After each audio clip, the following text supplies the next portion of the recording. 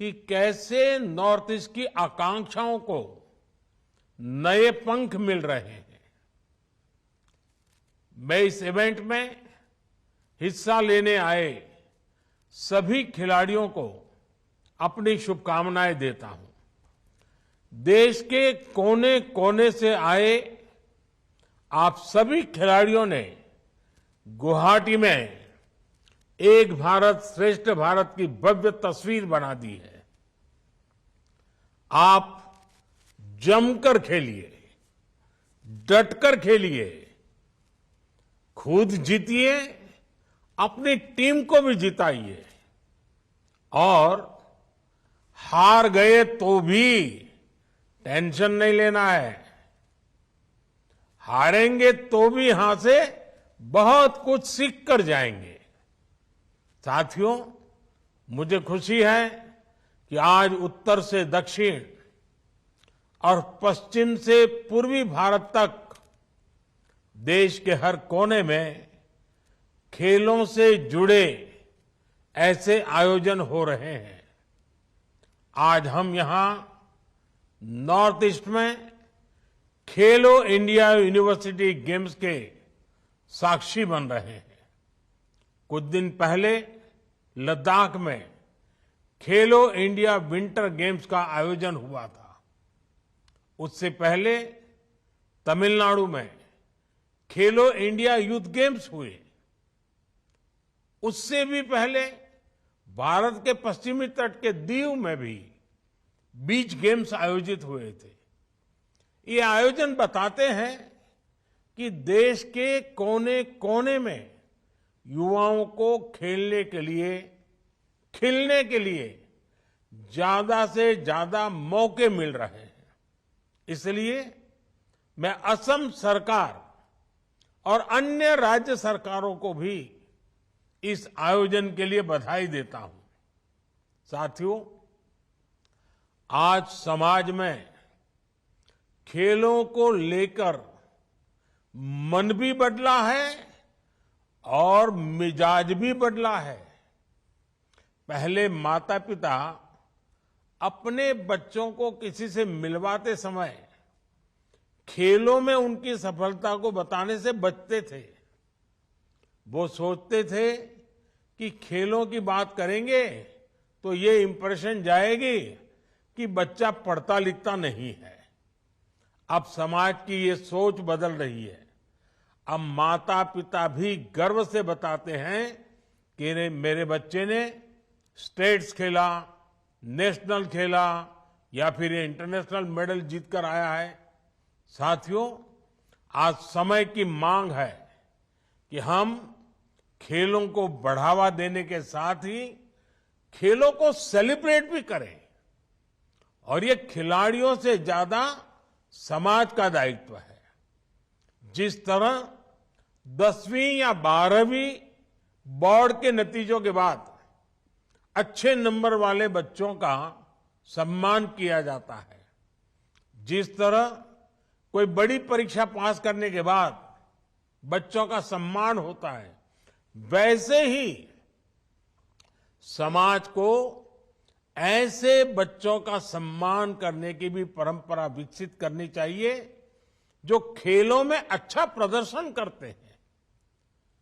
और इसके लिए हम नॉर्थ ईस्ट से भी बहुत कुछ सीख सकते हैं। पूरे नॉर्थ ईस्ट में खेलों का जो सम्मान है, जिस तरह वहां के लोग खेलों को सेलिब्रेट करते हैं, वो अद्भुत है।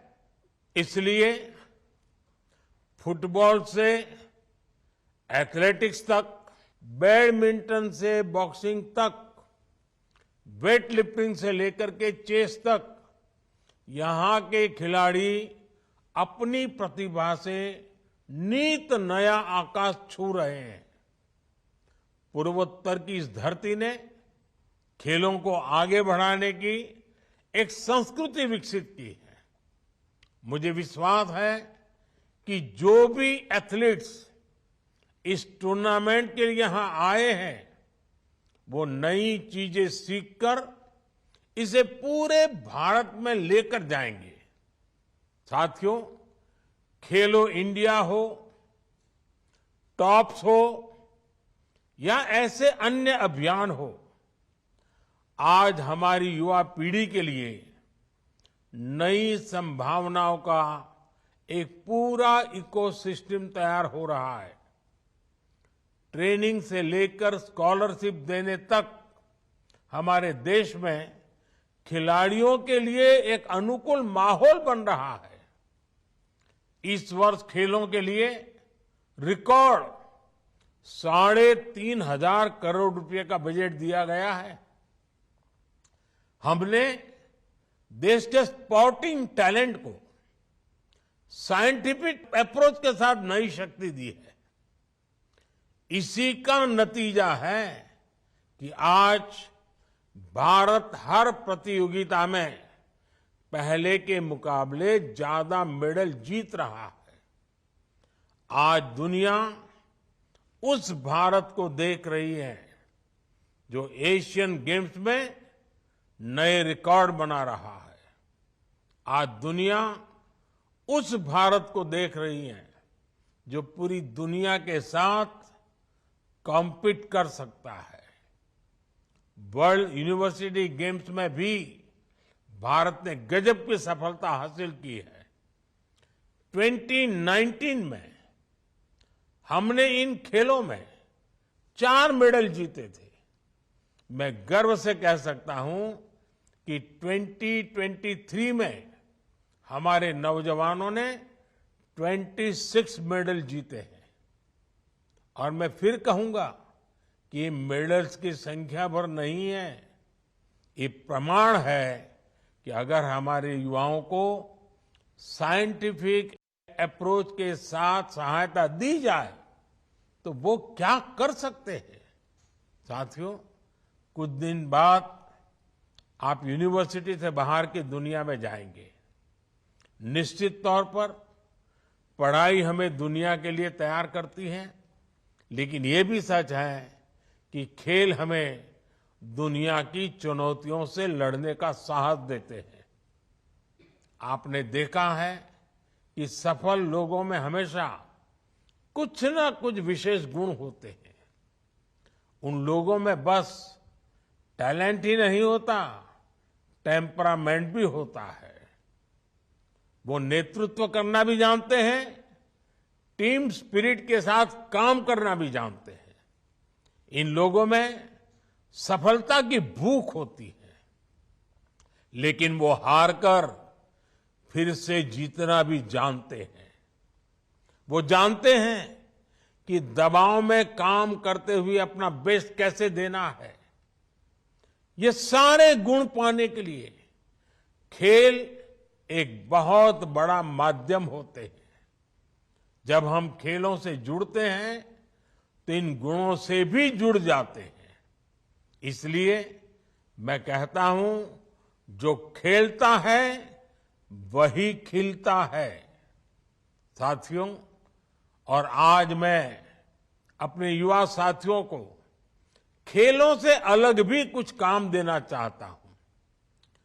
नॉर्थ ईस्ट की सुंदरता के बारे में हम सब जानते हैं। आप भी इन गेम्स के बाद मौका निकालकर अपने आसपास जरूर घूमने जाएं।